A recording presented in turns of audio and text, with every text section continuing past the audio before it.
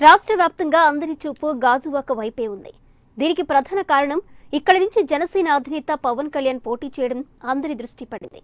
అయితే గాజువాక టీడీపీ అభ్యర్థి పల్లా శ్రీనివాస్ మాత్రం లోకల్ నినాదంతో ముందుకు వెళుతున్నారు. పవన్ ప్రచారానికి ధీటుగా ప్రచారం చేసేందుకు విశాఖ పార్లమెంట్ అభ్యర్థి భరత్ పక్కా ప్రణాళిక రచిస్తున్నారు.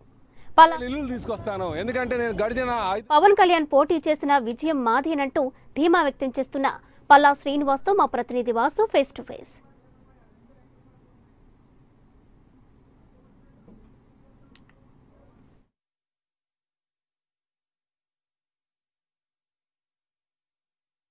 నిరంతరం నేను ప్రజలకు అందుబాటులో ఉంటాను.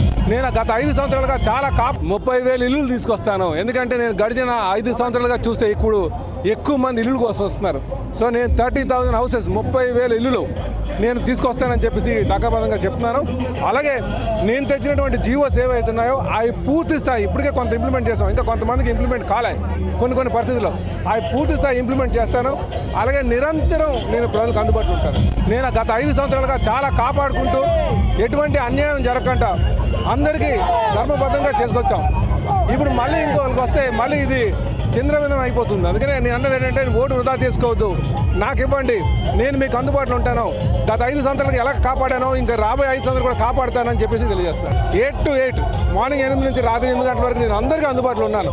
దీర్ఘకాల సమస్యలు పరిష్కారం చేస్తాను. కనుకనే నాకు ఓటు వేస్తారు. అదే ధైర్యంతో 30,000 ఇల్లులు తీసుకొస్తాను. ఎందుకంటే నేను గడిచిన 5 సంవత్సరాలుగా